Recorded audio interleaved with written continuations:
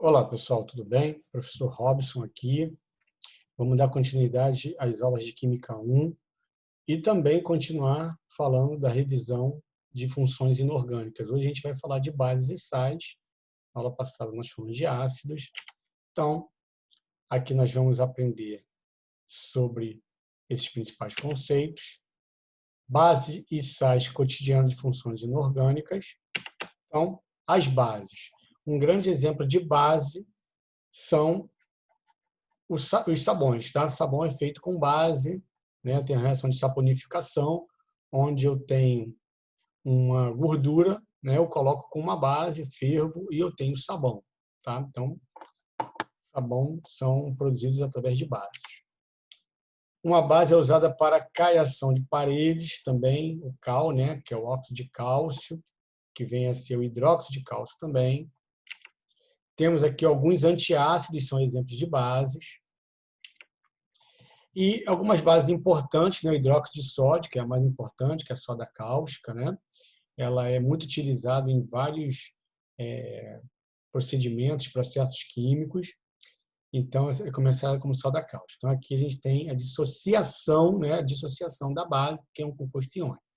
Nós temos o hidróxido de cálcio, que é conhecido como cal hidratado, empregado na construção civil, e o hidróxido de alumínio, presente em várias marcas de antiácidos. Hoje em dia, os antiácidos são feitos, né, com o hidróxido de alumínio.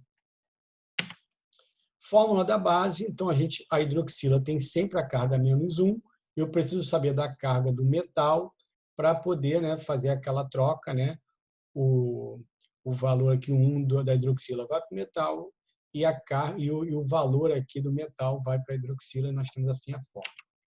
Então, classificação das bases vai ser monobase quando apresentar apenas um grupo hidroxila e de base quando tiver apenas dois grupos de hidroxila, né? Então, nós temos aqui, né, o hidróxido de zinco, o hidróxido de cálcio, todos eles são de bases porque tem duas hidroxilas. Tribases, quando apresentam três grupos de hidroxilas, então aqui a gente tem o hidróxido de alumínio, né? O hidróxido de ferro 3. Tetrabases, quando tem 4 grupos OH. Classificação das bases. Tem as bases solúveis e as parcialmente solúveis e as insolúveis. As solúveis são as bases de metais alcalinos e amônio. Então, nós temos aqui dois exemplos, hidróxido de sódio e potássio. Então, a base dos metais do grupo 1, dos metais alcalinos e de amônio são solúveis. Agora, as parcialmente insolúveis são as bases dos metais alcalinos terrosos da família 2A, com exceção do berílio e do magnésio, que são insolúveis. Tá bom? Então, nós temos aqui os exemplos. E as demais são todas insolúveis. Então, nós temos aqui um exemplo, né, quanto à solubilidade. Nós temos aqui a solubilidade do hidróxido de sódio, quantidade em gramas em 1 litro de água, quando eu consigo dissolver, né, dessas bases. Olha a diferença do hidróxido de sódio para o hidróxido de magnésio. Consigo dissolver 1.090 gramas de hidróxido de sódio e somente 0,09 gramas de hidróxido de magnésio. Quanto à força, quanto mais solúveis for a base, está relacionado, né, com a força. Então, força das bases. São as solúveis a parcialmente solúveis. E as bases fracas são as insolúveis. Então, as bases fortes são a dos metais alcalinos e alcalinos terrosos, com exceção, né, do berílio e do magnésio, lá como nós vimos. E as demais, todas são fracas. Tudo bem? Cuidado com a amônia. A amônia é uma base bem diferente das outras. É de origem molecular e não de origem iônica. É uma exceção, né? É uma exceção. Então, ela tem temperatura de ebulição bem baixa, única base gasosa à temperatura ambiente. Quando é dissolvida em água, forma um hidróxido de amônio. Sofre ionização, liberando íon hidroxila. Tudo bem? Essa solução é chamada comumente de amoníaco. Então, além, né, dela ser uma base que é de origem molecular, se ela é de origem molecular, ela sofre ionização, não dissociação, como a maioria das bases sofre. Tudo bem? Nomenclatura das bases. Eu vou utilizar o início hidróxido, né, seguido pelo nome do cátion. Então, hidróxido de sódio hidróxido de alumínio e hidróxido de zinco.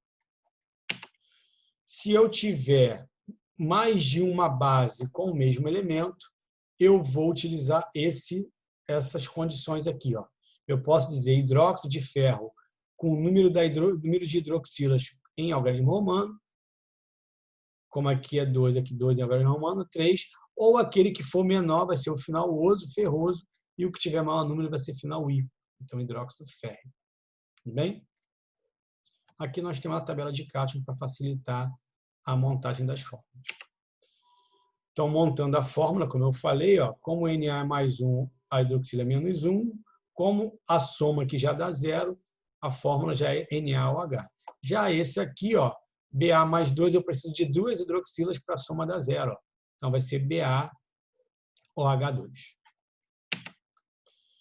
Nós temos também a questão dos indicadores. Dependendo do indicador, né, nós vamos saber se o meio é ácido ou básico.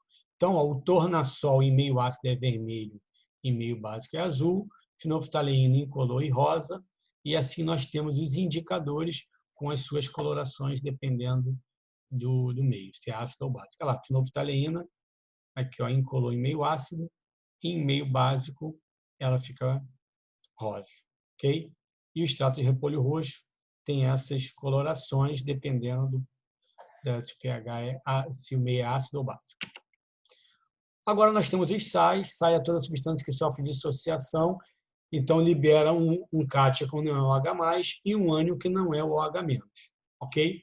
Eu faço por eliminação, né? Então nós temos aqui vários exemplos de sais, cloreto de sódio, sulfeto de potássio, nitrato de sódio, todos eles, né, são sais dentro daquelas classificações. Então nós temos aqui a solubilidade, os cloretos, brometos e iodetos, todos são solúveis, com exceção de prata, chumbo e mercúrio.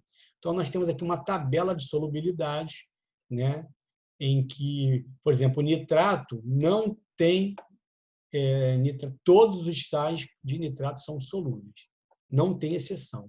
Tudo bem? Por exemplo, o sulfato, todos são solúveis, com exceção do de prata, cálcio, bário, estrôncio e chumbo. Nomenclatura, vamos lá, medindo a solubilidade de um sal.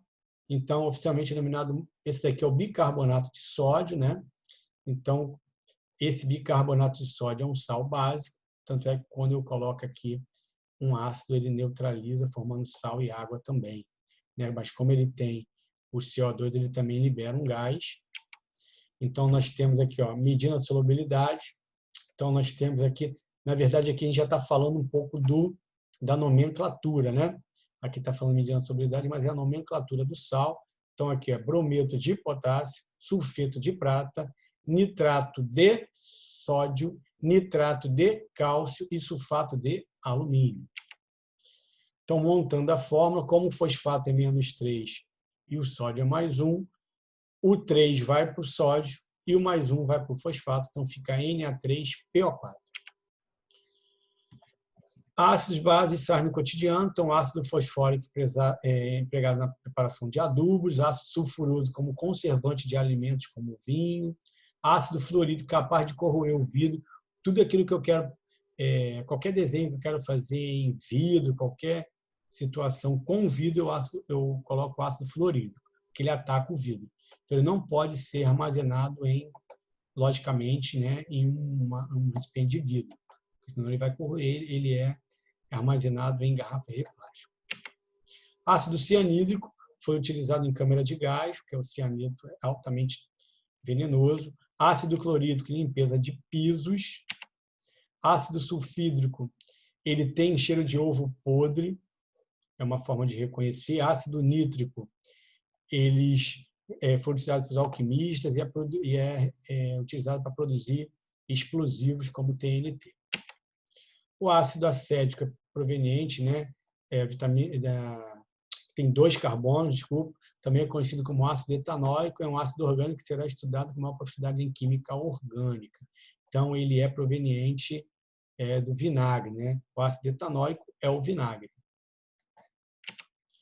Então, nós temos as bases, hidróxido de sódio, usado na produção de sabão, hidróxido de magnésio como antiácido estomacal, e o hidróxido de alumínio também utilizado como antiácido estomacal.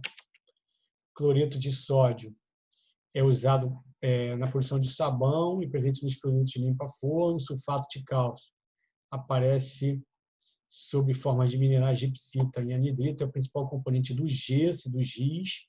Bicarbonato de sódio é a substância ativa no sal de fruta, um antiácido estomacal, também é utilizado como fermento de pão.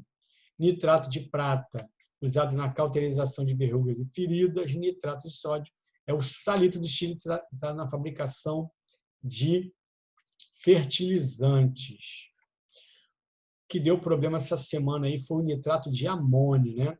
O nitrato de amônio lá no Líbano que explodiu, né? Embora ele não seja explosivo, inflamável, a decomposição térmica dele que é explosiva. Então, aquele incêndio causou toda aquela condição explosiva do nitrato de amônio. Carbonato de cálcio é o mármore, né? O hipocloreto de sódio é um alvejante que a gente usa, conhecido como cloro. Fluoreto de sódio presente na maioria dos cremes dentais. Ok, pessoal, terminamos aqui então a aula. Um grande abraço. Tchau, tchau.